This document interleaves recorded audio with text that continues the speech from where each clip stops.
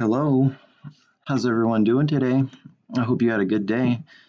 My day was pretty good.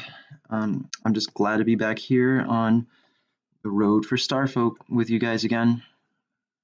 Hope I have many listeners right now, even though there's probably none at this point. But I'm sure some of my buddies or friends and family might listen to them later. So, yeah, let's get right into it. I had an interesting day at work, just at the machine shop again, like usual, listening to podcasts, and I heard some interesting news today go on, some of which has to do with global affairs, as well as with Trump and everything like that. He's approving of Benjamin Netanyahu's victory on becoming the yet again fifth term or fifth time winning prime minister. Worded that a little weirdly, so if you could beg, or I'll beg your pardon or whatever, or something like that.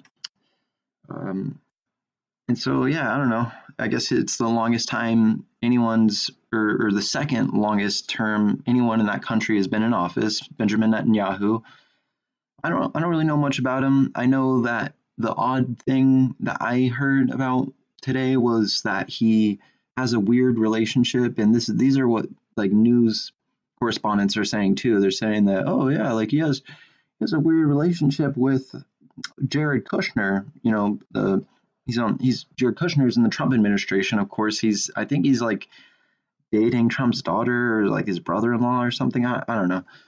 Anyways, the I've seen some clips of that Jared Kushner dude, and he is let's just say it's like talking to um, a guy version of Cortana on your laptop or something like that. It's kind of the way his voice seems, and so yeah. And people shit on him all day, of course, because he's in the Trump administration. But anyways, I just found that a little odd that he's had a sleepover at Jared Kushner's house, Benjamin Netanyahu. Like, all right, well, maybe they had a good time drinking cocoa together in their pajamas and playing Scrabble or something. God knows what they were doing. So, anyway, that was I just wanted to go over that stupid thing real quick.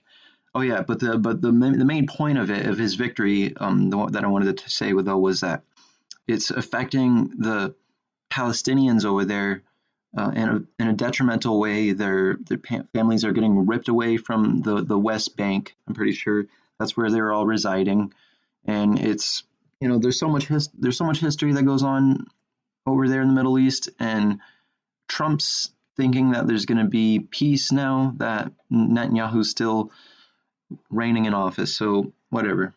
Let's move on from that because, like I said, I don't like to spend too much time on politics, but I like to just go over it briefly.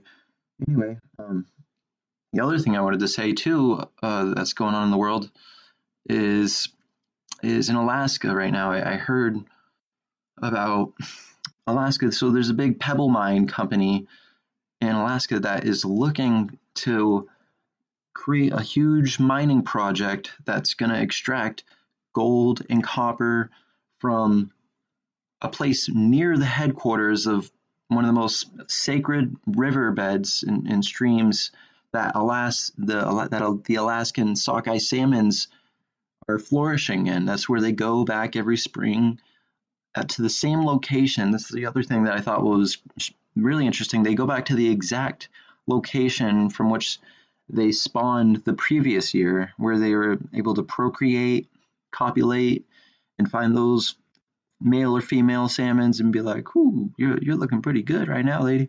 And so they go back to those same locations, and they're just like, "Oh, all right, the fuck's going on here? Is a bunch of copper and gold." Anyway, obviously they're not going to be saying that, but the big grief that is occurring amongst Alaskans up there is that it's going to potentially ruin a $1 billion industry. They make that money annually, over $1 billion, employ over 13,000 people that are a part of Alaska, and people are going nuts up there because of these proposed plans. There's going to be a vote, so I guess we can just maybe talk about that and tell people that, hey, I don't think that contaminating and potentially having oil spills go into these riverbeds is a good idea.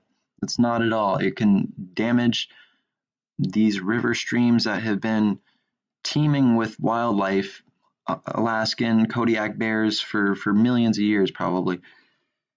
So anyway, I thought that was kind of weird that I heard that this morning, especially because I bought salmon last night. Alaskan salmon though too, not Atlantic salmon, because I knew in my head, I learned from last year that you don't really want to eat salmon that's been caught from the sea. Sure, you can infer why, because of all the pollutants and oil and shit that we put in there, and also just because, yeah, I don't know, the mercury too. There's just a bunch of bad shit in fish. So they say to only really eat wild caught Alaskan salmon, because that's gonna be the fish that has the least amount of harmful constituents that will go into your body. So anyway, onward onto a more dirtier path of our road for Starfolk. So yeah, I kind of wanted to just read just this funny bio that I can't say the name of, but it was just this girl I matched on Tinder, and her name's Julia. Real pretty girl, gorgeous. Wait, did I say I wouldn't say her name? I don't know. Fuck it. Anyways, her name's let's just call her Jillian for now. But it was just real simple, and I thought it was funny. She was like 5'9", so feel free to wear your heels, boys. I'm just like, yeah, I'm pretty good at doing that. Only when I feel like being tall, I guess. Not that tall, just a root and toot and 5'11", so I might have her beat on an inch and a half or so.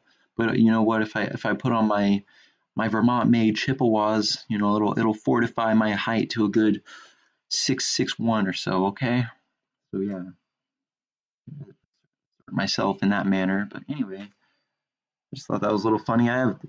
Tinder's weird, where you get hundreds upon hundreds of matches. I know you do too, maybe not, but and then it'll just be a simple message like, "Hey, how's it going?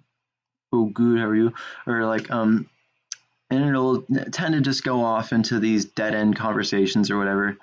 I accidentally sent this one girl by mistake. I sent, she was like, "Hey," smiley face, and I was like, "Hey, how are you?"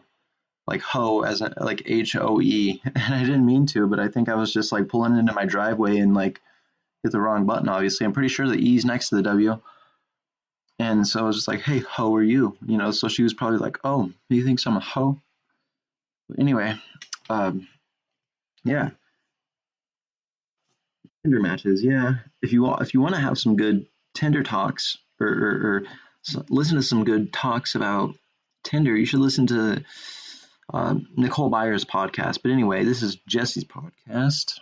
You're on the road for Starfolk right now, so I hope you did a little extra jogging this week, because we're about to go up another hill on this path right here.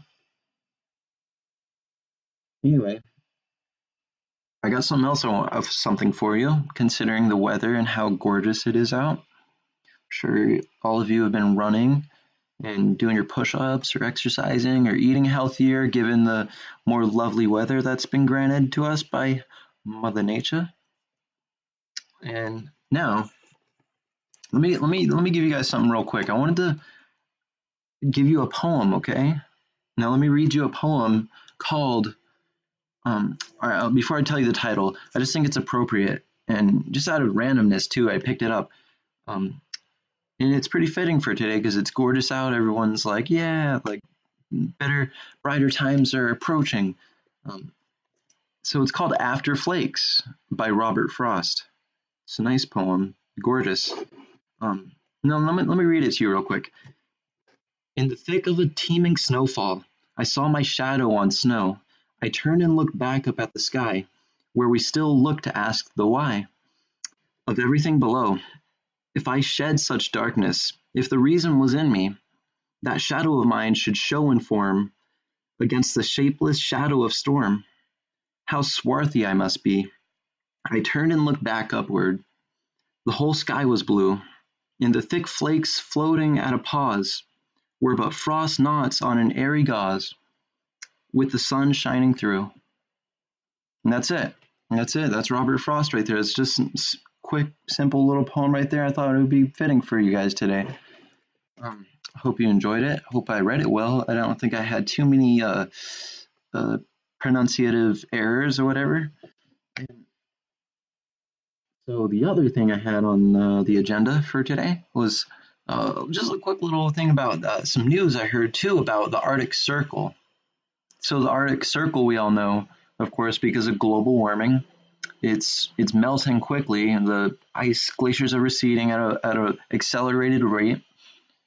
And the nations, the northern nations in particular, that are bordering the North Pole, kind of not bordering, but engirdled up there, kind of seated up there. Russia, Sweden, the United States with Alaska, and a bunch of other countries that are in the northern hemisphere. There's only like 7 of them that are a part of this big treaty that basically says that it grants them all like individual rights as nations to travel along the border, like the Arctic Ocean up there, which is going to continue to swell up and get a much more a bigger amount of water, because of the melting glaciers.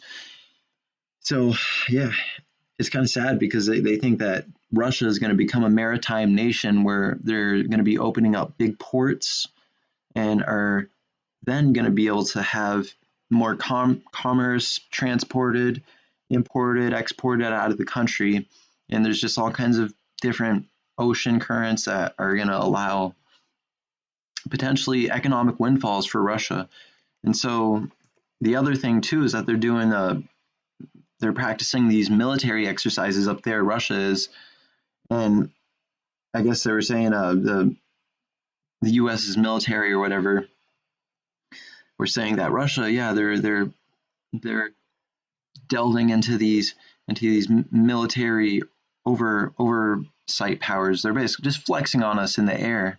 They said, and this is from a quote from the Department of Homeland Security, I'm pretty sure, saying that Russia has been performing provocative maneuvers with their fighter jets and everything, and of course, with our new F-35s coming out, they're probably just like, oh, well, we're not so aroused by that. You know what I mean? And so if they are, then whatever, because I think it'll be fine. All I know is that they think that it could potentially cause us some issues, all right? And I don't want that to happen. I want us to be able to just get along prosperous, like I always say, and to be able to just get along with one another as big global powers. Because US and Russia, they're at it hardcore in subliminal ways. But anyway, the other thing, all right, so let's back out of the whole, let's back out of this rut we got the car stuck into, which was the politics rut right there. Let's see if we can get her pulled out of the ditch real quick and go towards the word of the day right here, all right? And the word of the day, instead of like what I was telling you, where I just kind of pick it from the dictionaryapp.com, I'm not going to pick the word of the day. I'm going to choose my own out of my own books. And so swarthy from that poem that I just read you, After Flakes, okay? SWARTHY, swarthy. And that's a real simple word of the day for us. And all it does is it means dark. That's it. Some of the synonyms are tawny, brunette, dusky, dark, brown, dark complexioned. So yeah, that's your word of the day. And you and I both will always be able to look back on this podcast and review it if we want, okay? So yeah, it's been a swarthy winter, huh? Yeah, hasn't it? But anyway, it's going to be a luminous summer. I have faith. And all right, we're running out of time. Also, I'm going to be having a guest on here soon, all right? And I'll talk more with you guys about that, all right? And thank you all for tuning in. was a fun journey down this road for Starfolk today. You guys